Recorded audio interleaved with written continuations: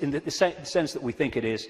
And bingo, within 2-3 minutes or less, I'd found this book, Who Built the Moon, by two researchers who've written other books. One of them an investigation into Freemasonry. And this book details the extraordinary anomalies relating to the moon. And they came to the conclusion, and I absolutely bloody agree with them, and a bit more than that too, as I'll come to later, that this is what we're looking at. The geometrical connections and everything, and the mathematics and the relationship between them in terms of size and position is just mind-blowing. And what I'm suggesting, and I'm not alone over the years at this level of it, though I think I might be alone on the next bit, that I'll come to in a second, or a few minutes. I've been there before, I don't mind. Is that the moon is actually a hollowed-out planetoid by a very, very advanced race, and it was brought here to take the Earth over. And what they do, this seems to be a modus operandi. They bring these moons in, and as they bring them in, they fundamentally affect the Earth. I mean, the Earth is at the spin it is, and is at the angle it is, because of the moon. Massively so, anyway, because of the moon. So when they come in, bingo, things change, and the society that was there before ain't there anymore. And then gradually they take them over in ways that I'll come to. So when the moon came in, and again, it's so important to come back from the holographic world to the base construct. We see a solid moon, yes, in the play-out world. But back here, it is an energetic construct in the metaphysical universe. And as it came in, and other things that happened, which I talk about in the book, it created this distortion in the information construct of the waveform information base of this universe. And as it did so, it was played out here in all this catastrophe and stuff that I talked about and the ancients talk about. It was played out as this great geological catastrophe and the great flood and all the rest of it. And what is a common theme that they talk about, the ancients, in relation to this? The earth turned over. And you think, how the fricking hell can the earth turn over? Well, what happened? What happened when the moon came in, the earth turned over? It's at an angle that it is today because of the moon. And so the distortion brought an end to the world that was there before, and we basically went back to rubbing sticks together because of what happened. And that distortion was played out in the human mind, the human perception, the human psyche, and we completely changed our perception of the world and who we are, where we are.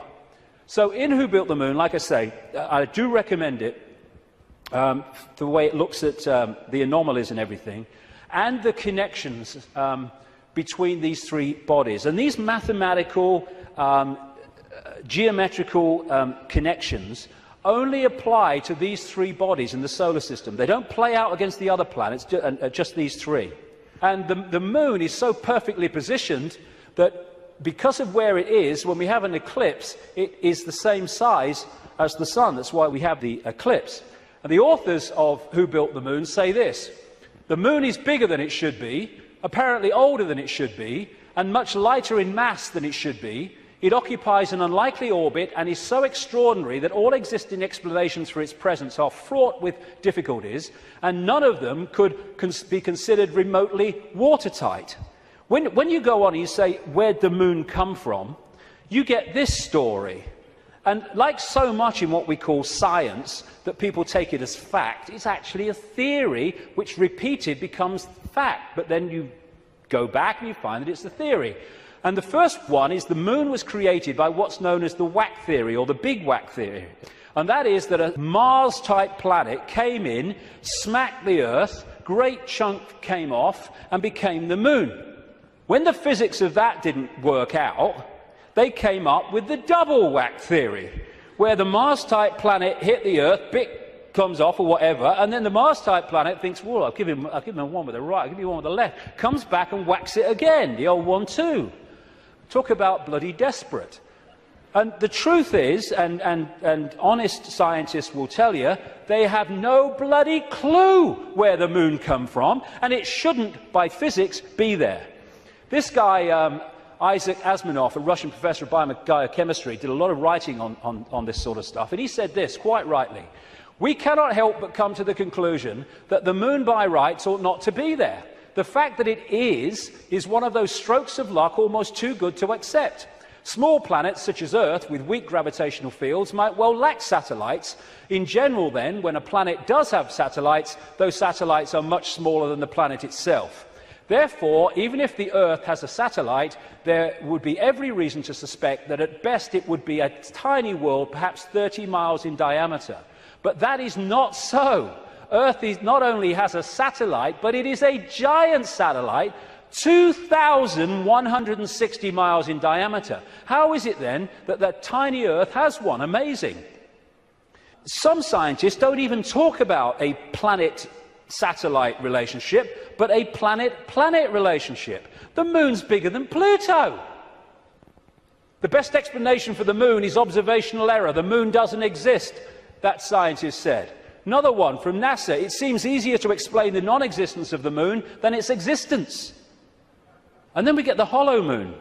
This is what I'm saying, and others have said, is that it's a hollowed-out planetoid. In November 1969, the moon was hit by a lunar module to the equivalent of 1 ton of TNT. The shock waves built up, and NASA scientists said the moon rang like a bell.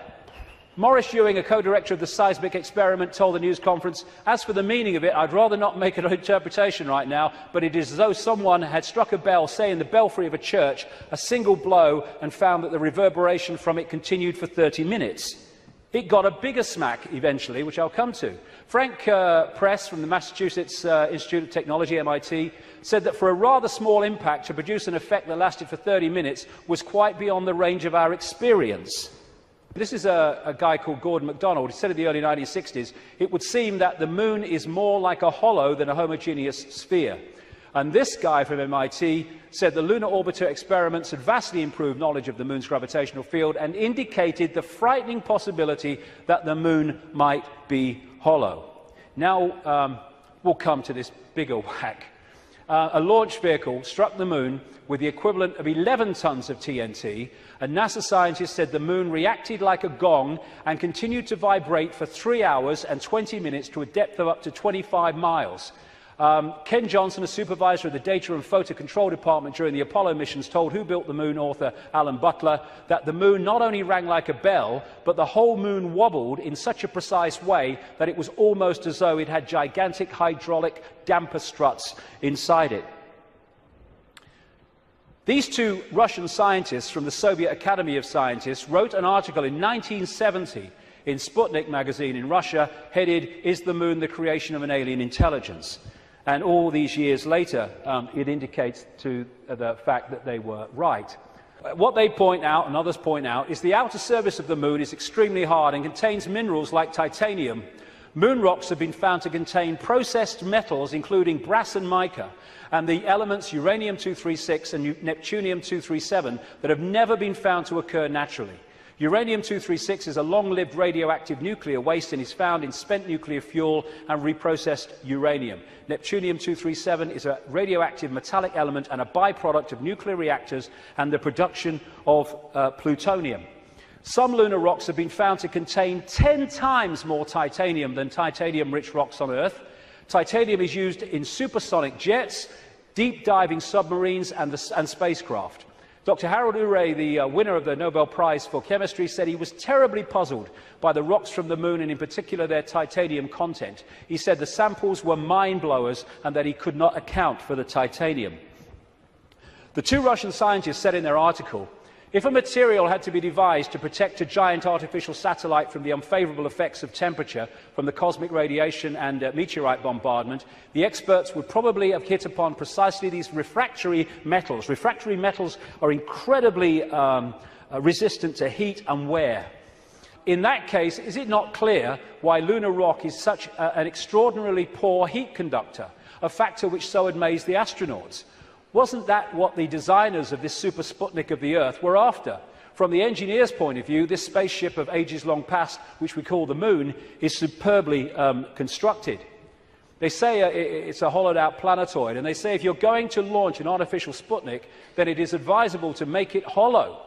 At the same time, it would be naive to imagine that anyone capable of such a tremendous space project would be satisfied simply with some kind of giant empty chunk hurled into a near-Earth trajectory. It is more likely that what we have here is a very ancient spaceship, the interior of which was filled with fuel for the engines and materials and appliances for repair work, navigation instruments, observation equipment, and all manner of machinery. In other words, everything necessary to enable this caravel of the universe to serve as a Noah's Ark, appropriate, of intelligence, perhaps even as the home of a whole civilization, envisaging a prolonged thousands of millions of years existence and long wanderings through space, thousands of millions of miles. Naturally, the hull of such a spaceship must be super tough in order to stand up to the blows of meteorites and sharp fluctuations between extreme heat and extreme cold. Probably the shell is a double-layered affair. The basis is a dark armouring of about 20 miles in thickness, and outside of it some kind of more loosely packed covering, a thinner layer averaging about 3 miles. In certain areas where the lunar seas and craters are, the upper layer is quite thin, in some cases non-existent. And as this scientist said, the moon is made inside out. In other words, what's on the outside should really be on the inside, and that supports the idea of a hollowed-out planetoid. So, when I started to put this together, and there's a lot more of this in the new book, I then called the oracle in South Africa, Crater Mutwa, and I found Zulu legends to be incredibly accurate with their symbolism. And this is the thing, symbolism. You get these anthropologists and people, they go around and they look at these shamans and these ancient stories, and they take the blooming things literally. Now, like I said earlier, we now have the tools which make it easier for us, because technology is mirroring reality, therefore we have the analogies. When these ancient stories were put together, they didn't have that. They had to try to get their point across in simple ways that people of that time could relate to. So they used symbolism. So when I read around Crater Mutwa, I didn't tell him anything that I'd put together or come across or thought. I just said to him, "Can you tell me any Zulu legends about the moon?" And he said, "Yes, we consider the moon to be an egg." Now, when you take that literally, you say, the moon's an egg, the anthropologists, the primitive people you know. But no, they symbolize it as an egg for a reason. And this is what he said. The legends, the Zulu legends, say that the moon was brought here hundreds of generations ago by two brothers, Wawani and Umpanku, who were the leaders of the Chitahuri. They were known as the Water Brothers and had, quote, scaly skin like a fish. Now, this story relates almost exactly to the stories found on ancient clay tablets in what is now Iraq, Sumerian accounts of the Anunnaki, a non-human race, I would say reptilian race, that came to the earth in the same way that other parts of the world, in the ancient world, talk about. And the Anunnaki, according to these accounts, were led by two brothers called Enki and Enlil. And at least one of them, Enki, was symbolized under another name too as in relation to water, exactly the same as this. Zulu legends tell of how Wawani and Umpanku stole the moon in the form of an egg, and this is why they symbolize an egg, not because they're primitive, from the great fire dragon, and emptied out the yolk until it was hollow. They then rolled the moon across the sky to the earth and caused cataclysmic events on this planet.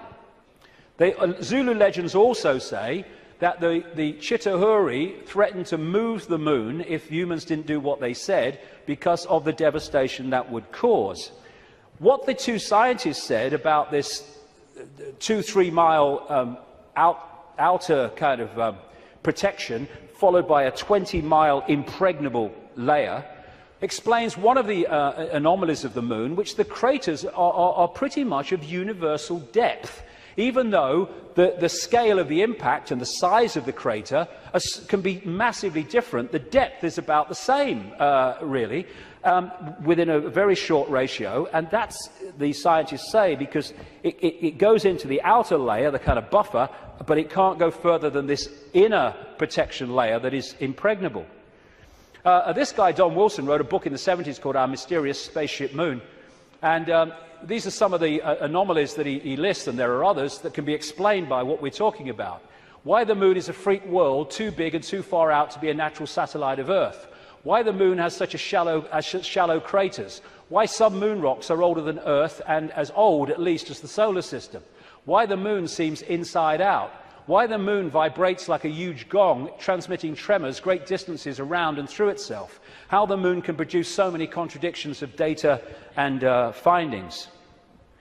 And I think it was in 2001, there was a series of people who spoke at the National Press Club in Washington who were insiders of government projects and space projects, etc., who came out to give evidence on things that they saw and were covered up and have never come to light. And one of them was this man, Sergeant Carl Wolf. He was a precision electronics photographic equipment engineer based at the Langley Air Force Base in Virginia. That's the CIA Air Force Base. One of the planes in 9/11 flew out of that and never got there, weren't meant to. But what he told at the press club was that he was called across to part of this base where they were putting together what they called mosaics. As the craft were flying over the moon and photographing it, they were taking different photographs and piecing them together to complete the landscape. And they had a technical problem, so he went over to try to help them out with it. And then a guy there who was working with his mosaics showed him something of interest. And this is what he said at that presentation in Washington. Then he pulled out one of these mosaics and showed this base, which had geometrical shapes that were towers. They were spherical buildings, they were tall towers and things that looked somewhat like radar dishes, but they were large structures.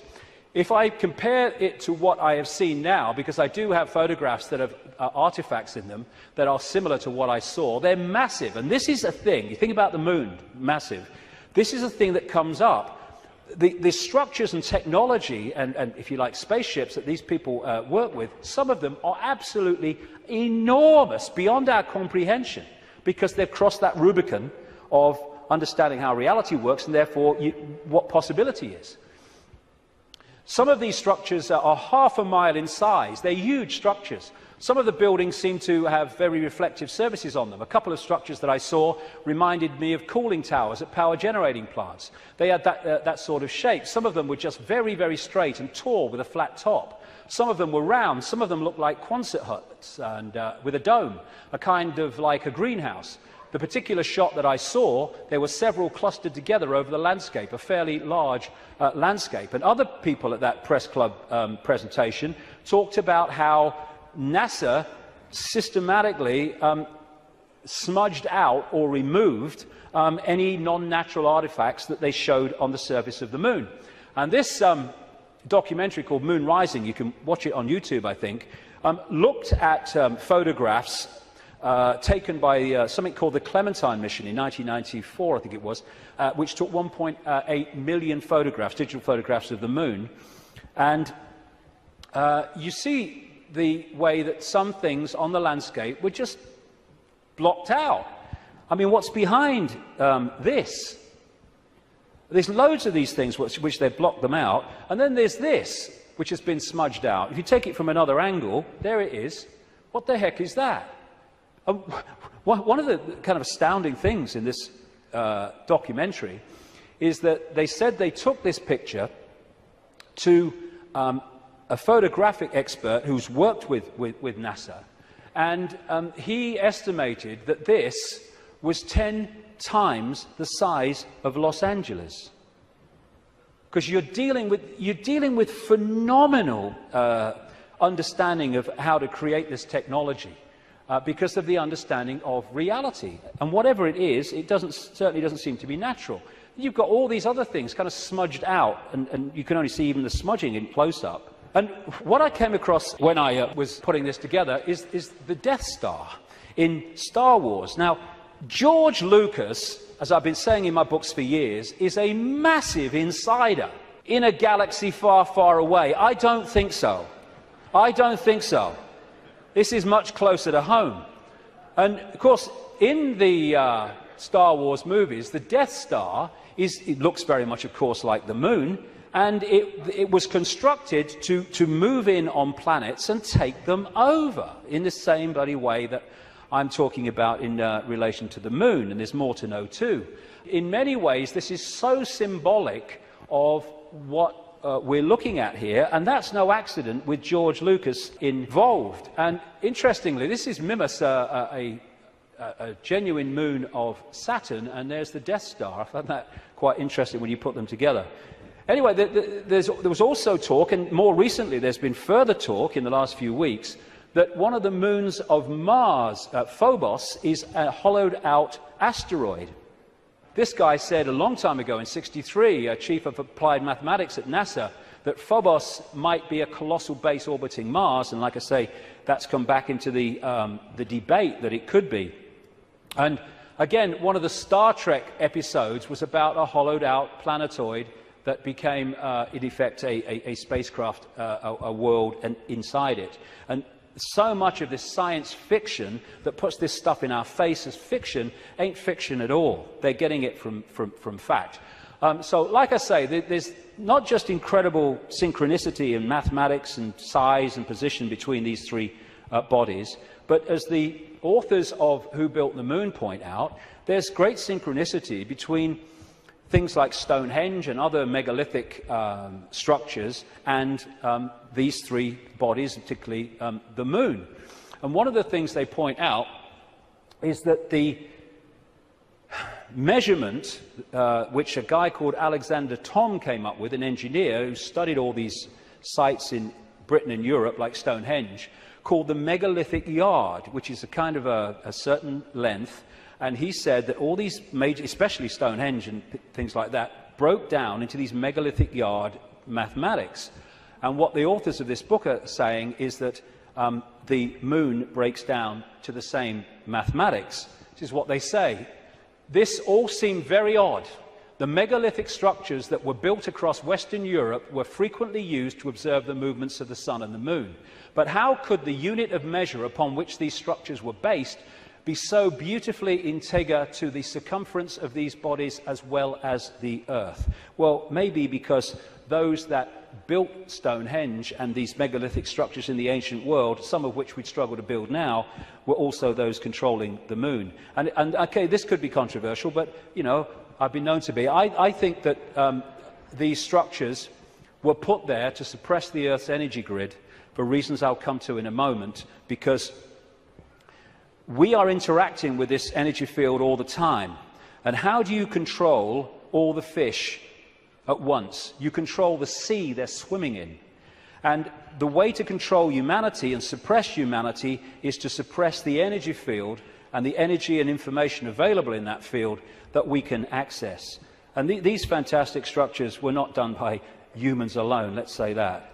Now this is where I am probably alone for the moment. I don't think I will be forever, but there you go.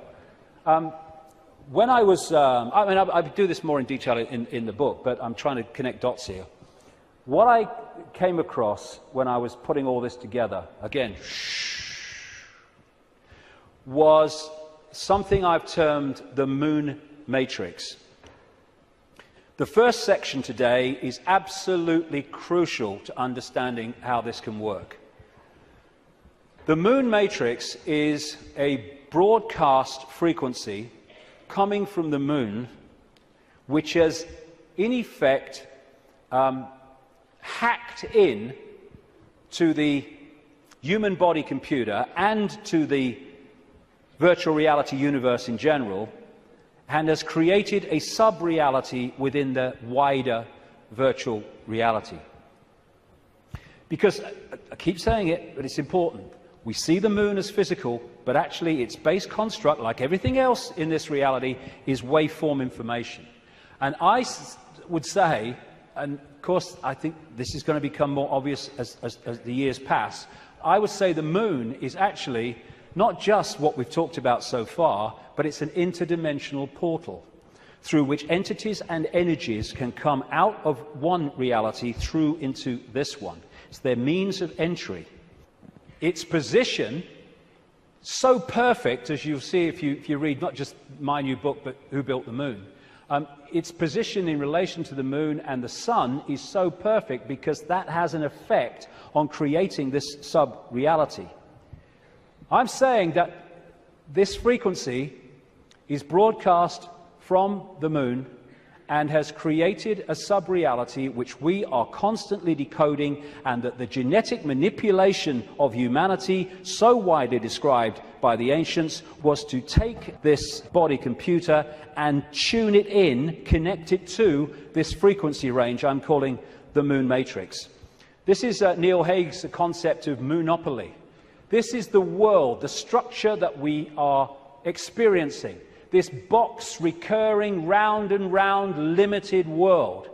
And I am suggesting that we are being massively influenced. In fact, we have been turned into a hive mind by these broadcasts, which are holding us in a sense of limitation, to the point where it operates as a default mechanism.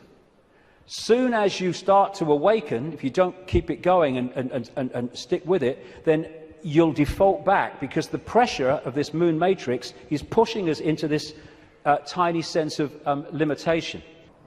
So what virtual realities do is they basically hijack the five senses and get them to decode the information in the computer game and take it into reality.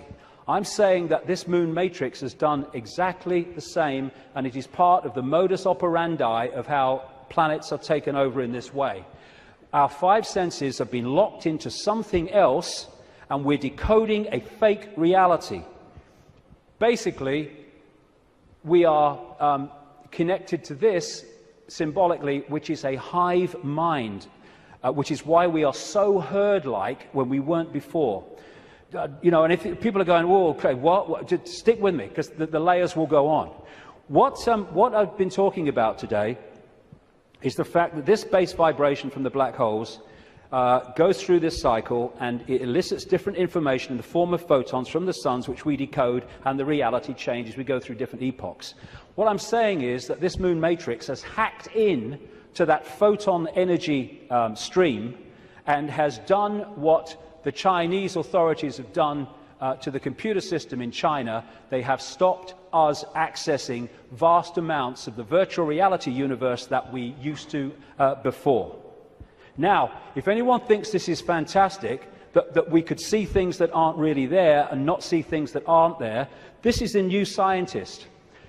America has just switched from analog to digital television. In the short time of about a year that the analog frequencies are not being accessed because they're going to be filled up by other things like mobile phones, suddenly, for the first time, scientists can see and connect with radio waves from galaxies they couldn't before. Why couldn't they do it before? Because we were watching the flipping telly. Prior to the switchover in America, naturally occurring radio waves at frequencies between 700 and 800 megahertz were obscured by analog TV signals, preventing astronomers from investigating the universe using this band.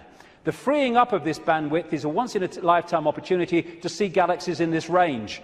Now, you imagine what is capable by this high technology in blocking frequencies so we can't perceive what's there and we perceive things that aren't there.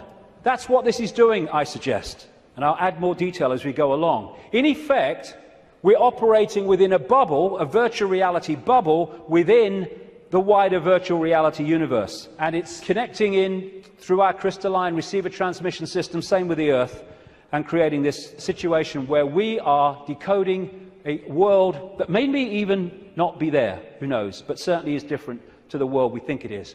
And we go back to this more accurately now. The matrix, I would say the moon matrix, is everywhere. It is all around us, even now in this very room. You can see it when you look out of your window and you turn on your television. You can feel it when you go to work, when you go to church, when you pay your taxes. It is the world that has been pulled over your eyes to blind you from the truth. What truth? You are a slave, Neo. Like everyone else, you were born into bondage, born into a prison. You cannot smell, taste, or touch. A prison for your mind. I would say that prison for your mind is the moon matrix, which has put us in a vibrational prison that we can only break out of by becoming conscious and therefore vibrating beyond the walls of the moon matrix, which is a frequency range. And if we're not held in that frequency range, that's why society is structured as it is, with its stress and its fear and its war and its conflict, then we start to break out of its perception prison and we start to say, bloody hell, why didn't I see this before? Because you were there, constantly decoding this thing. Now, like I was just saying, never mind what I've just said about some moon matrix, never mind that. Even by its very position, the moon is fundamentally affecting human behavior and human perception, because the moon is affecting the Earth tilt, the Earth spin, affecting the Earth oceans, therefore it's affecting us. We're 60–70% water, we must be affected by it. And also, and here we come back to the importance of the first section today, it's also fundamentally affecting the endocrine system, which connects us to the chakra system, which connects us to out there, part of which is the third eye. It affects the hormones that we secrete, which fundamentally affect human behavior, human health, human perception. Not with any matrix, just by being there. And it fundamentally affects this, the pituitary and the pineal gland that give us the sixth sense ability to see beyond the five senses. And what it has done, it has shut down, in so many people, on purpose, the third eye, which in our previous pre-domination mode, we used to perceive vast areas of reality beyond which we can now. Moonth comes from moon. The moon, of course, as it goes around, fundamentally affects our perception of time. We have moonths because of the moon. It's a monarchy. It's a hybrid monarchy. And one of the major ways they control us, seems to be a modus operandi again, is money, controlled by the Rothschilds. Now, I saw a film some years ago called They Live. It was a B-movie, and it was not just produced and directed, he wrote the music, every bloody thing, by a guy called John Carpenter.